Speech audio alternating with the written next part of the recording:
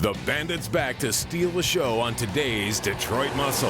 Morphing from retail red to true Bandit black. A guest pro painter helps the team on the TA's transformation, which includes a new trick carbon fiber hood and enormous iconic bird.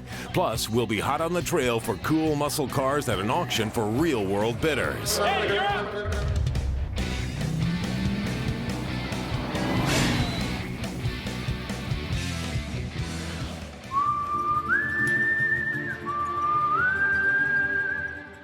Our giveaway Trans Am is nearing the home stretch before it leaves the Detroit Muscle Shop for good and finds its way into one of your homes. Now, you've seen us throw a ton of performance upgrades at this bad boy.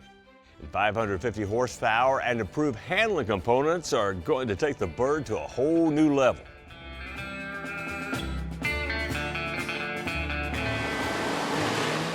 But here's the rub. This thing is red. And resale red isn't the color you think of when you imagine a Trans Am from this generation, now is it? Nope. You think of that iconic black and gold that Burt Reynolds drove while he was on the lam from that Buford T. Justice. Well, we've been saying all along that red's gonna go away, and today is the day. Yep, it's time for the TA's big visual transformation, and thanks to Tommy and his guest, that work is already well underway. We have the good fortune of knowing some of the best car builders in the business, and we made good use of that when we called in some help for our Trans Am bodywork and paint. Chris Ryan is the owner of Ryan's Rod and Custom out of 96, South Carolina, and he builds some of the coolest and classiest rides that are out there today. One good example is this 53 Cadillac convertible named Root Beer Float. But customs aren't his only thing, and that's good for us. We're putting him on the end of a piece of sandpaper, and after that, we'll put a paint gun in his hand so he can lay down some Starlight Black. All right, guys, we've got the car in the booth, we've got it primed up and sanded down, and we're just about ready to hose on some sealer and some base coat. But before we do all that, well, we've got to get it taped up. Now, at first glance, you guys may be saying, oh no, it's still got some red paint on it. Well, this thing, we're not really doing what's called a restoration. This car is going to get a paint job, and there's a total difference between the two. Now, the paint job we're going to give it is going to be really nice. Y'all check this out. So excited. Awesome. You're not excited? I'm excited. I'm very excited. I don't believe you. The masking that we're doing is going to protect the windows, the interior, and the undercarriage from paint overspray. And we got to protect our pretty engine too. We'll be sure to mask it to the floor so nothing gets under the car. Okay, right now what we're going to do is we're going to mix up some PPG DP epoxy primer and use it as a sealer. Through the sanding process, we had some burn-throughs and cut-throughs and some bare metal sticking through. This will give us a more uniform canvas to lay down our base coat. This sealer comes in a variety of colors, and you can actually slightly alter the look of your paint by choosing one shade or another. We're going for a straight-up black look, so black sealer's what we'll go with. It's a good idea to run between 20 to 25 PSI on an HVLP gun for this material, and to use a 50% overlap pattern when you spray.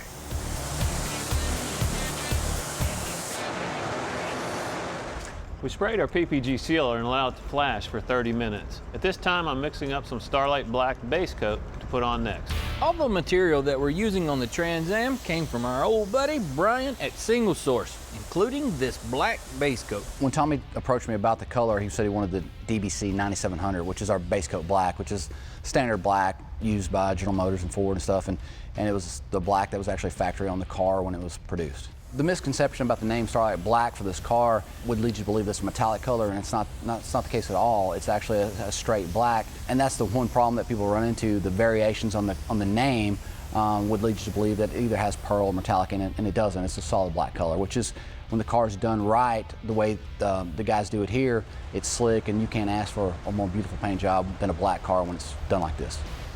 Chris, our painter, is quite familiar with PPG. Besides him using their products for many years, PPG was a sponsor of his recreation of the famous K.S. Pittman Willys drag car, where he accurately reproduced its 60s era gold flake and candy paint. Man, those guys are really getting her done, and the paint job will be a done deal before you know it. Meanwhile, I've been trying to get us ready for the next step, where the devil's in the decals. Lots of decals from year one. In fact, these are just some of the stripes you need to achieve that bandit look. Then, of course, there's old Big Bird here, the signature centerpiece of a TA hood. And, well, I know this original is still red. Wait till we reveal what we got to replace it. You see, well, you're going to have to wait. Next, the right way to lay down clear coat to finish up the Blackbird's exterior paint job. Plus a trick way to lighten up the front end as we prep and paint a new carbon fiber hood, custom made for our Trans Am.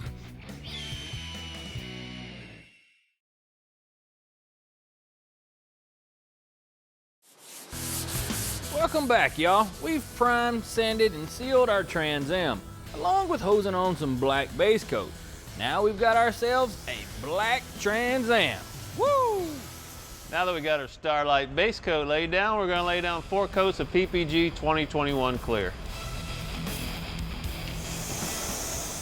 All the guns we're using to spray the old Pontiac are Iwata HVLP models. HVLP means high volume, low pressure. And the big advantage to this type of gun over conventional high pressure ones is they actually cut down significantly on overspray and can save you a ton in material cost. With the clear laid down and the car rolled out of the booth, we can move on. Well, as mentioned earlier, the TA's factory steel hood is going south. Now check out its trick replacement. With our old hood, we did a little bit of inspecting on it, and it may look good from the top, but on the bottom side, well, it had some damage. So we decided instead of just repairing it, we'd replace it and do an upgrade all at the same time. Yeah, this is quite an upgrade. You made a good call on this.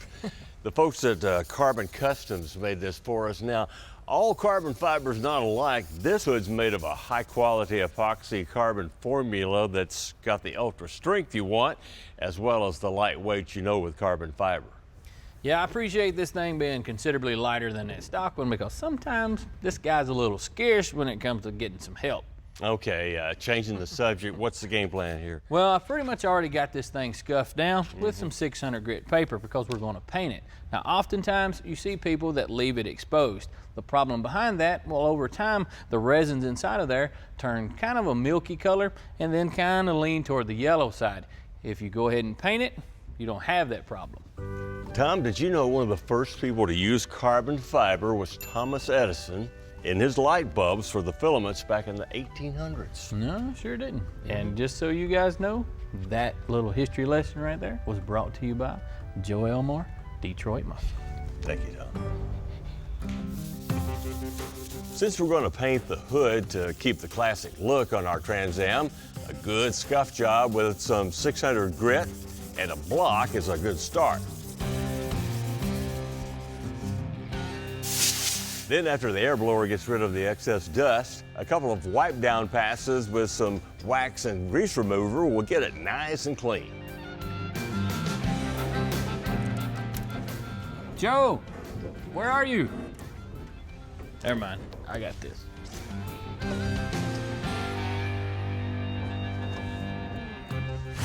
We're gonna mask off the bottom side to keep the overspray from getting all over it. We plan on keeping it naked under there, because it gives us a place to show off that carbon fiber with the hood open. And a layer of epoxy sealer is the first thing we'll spray down to act as a tie coat, which helps bind the poly primer that goes down next.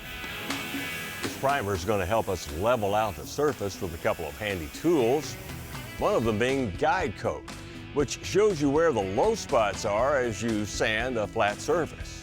It comes in powder and spray forms, and we use both kinds around here. The other handy dandy tool is this long sanding block, which we sand with an X pattern across the top of the hood. The guide coat will help us to ensure that the surface is flat and the blocks distribute the force of our hands so we don't make any gouges. Now, after some black sealer for that uniformity we talked about earlier, she also gets some black base, 4 coats to be exact. Once the base cures for at least 30 minutes, several coats of clear will be that cherry on top.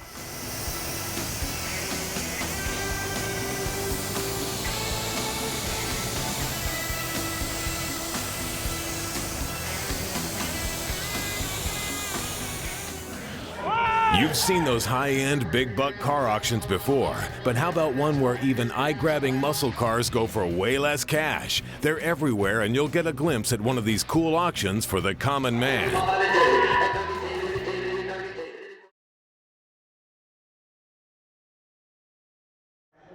Hey guys, today we're at the Music City Classic Auto Auction. Now a lot of you guys may be a little intimidated by them because of oftentimes the auctions that you see are some expensive $500,000 cars. The beauty behind these, well, these are kind of a mid-level. These are the cars you wouldn't be afraid to get in them, take them for a ride.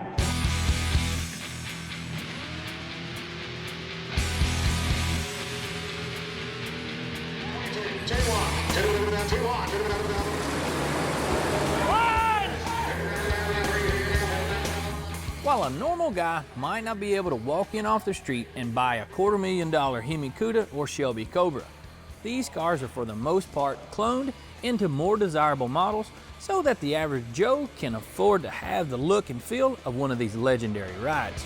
The cars here today are pretty much driver cars that anybody can drive and afford. You go to those fancy auctions and you're going to get hurt when you buy.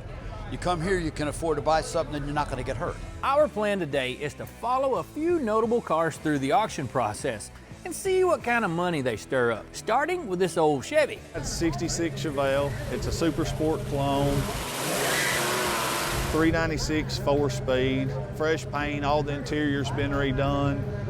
It's been lowered about 2 inches all the way around. Super sport big block Chevelles, they always do good. I mean, Chevelle's top seller. Chevrolet Chevelle SS Clone. 38,000. 30,000. The reserve is all 21. So 22 million. Go out of there, 22 million. I had the reserve set at 21.5, and the car went through and it brought $22,000. Which I still think's a fair price, and it was a bargain at that. Now there's no denying that a YENKO Camaro is one of the most sought after cars ever. A lot of people can't afford them, so they just build them a clone. Does it bring any more value to the car? Well, let's just see. There were only around 300 first-gen Camaros with the infamous YENKO package, the crux of which was plugging in an L72 427 engine. 69 Chevrolet Camaro. You drive down the road, one that says YENKO on it, clone or not, it turns heads, people point, people stare. Now, 20,000. Now, what about you guys? Sold the car, $35,000. How about we take a look at another clone of a rare performance package? This time, it's an old Ford.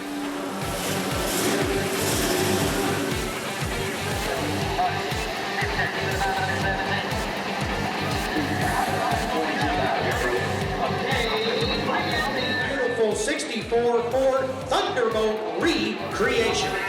This was no doubt an expensive car to build, and unfortunately didn't manage to hit its reserve price, topping out at $35,000. Now cars you see all the time is the bow ties and the Mustangs. The ones you don't see a whole bunch of, well, that's the Mopar stuff. And this one being a drop top, I wonder what kind of money it's gonna fetch. Let's check it out. Good Mopar cars bring good money. It seems like the people that's got the Mopars, they kind of want to hold on to them a little bit. The CUDA was the performance version of the Barracuda platform, and this one sports the rare convertible option, which could affect the price. Too bad it's not a Hemi, but it's still a 340 car. Now 40 It took no time at all for this car to blast up past all the others in terms of price. But after it stalled out at 49 grand, it wasn't able to hit the reserve and it didn't sell.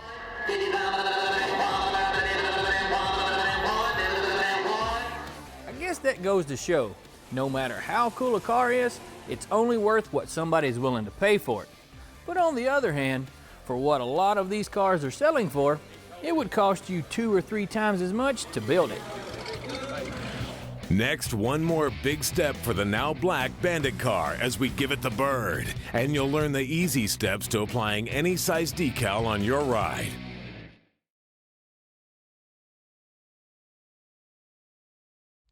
Well, we've got the black paint sprayed on, the hood's all buffed out, and we're ready to start the installation of this giant bird. Now, a lot of you may be looking at it and may be a little bit intimidated by it, but it's not really all that difficult. But there is a few things that you should keep in mind. Now, obviously, placement of the bird is crucial because we all know whenever you're taking a look at somebody's ride, the first thing that you see when you walk up to it is the hood. Also, you want to place the decal about an inch or so from the leading edge of the hood. Now, that may seem like it's a little bit too close, but you have to consider the front fascia is going to add a few inches to the nose of the car. I'm going to use a small piece of tape so that I can make me a reference point here on the top of the hood, because I still have to lift the decal and remove the backing from it. Now, you could use lead pencil and mark the center line of the hood, and you want to mark the center line of this little bird's tail feathers. That way we can line them up. And with that done, just hold it center here, and then you want to make sure that the placement from left to right, kind of with the hole here to the wings, is just right, using that calibrated eyeball.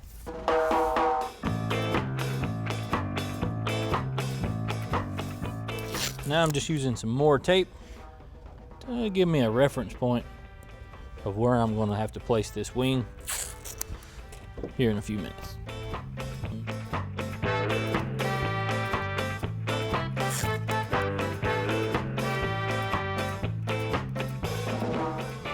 Now I'm going to add just one more right here on the center of his head, because it's a lot easier to have a reference point now than whenever you're middle of putting the decal on.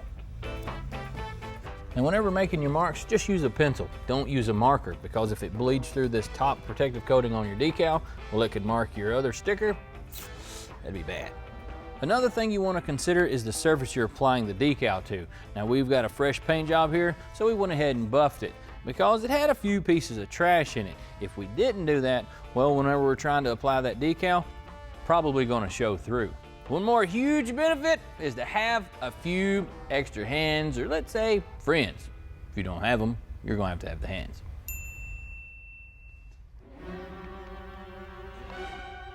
Now remember, easy does it when you peel this big thing off the backing. No need to get excited and damage your decal.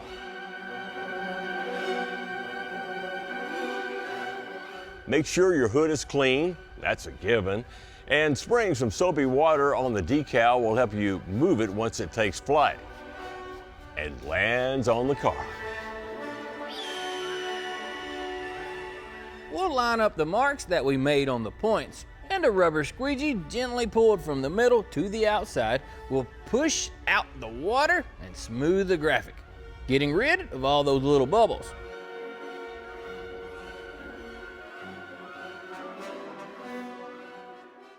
Now, we're just about 1/8 of an inch too far forward, but I think we're within our tolerance. Peel off the transfer paper and reveal that golden glory.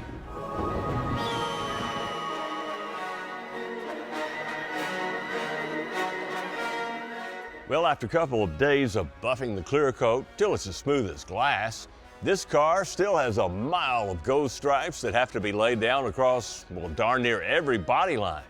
But as you can see, the old bird's really starting to come together.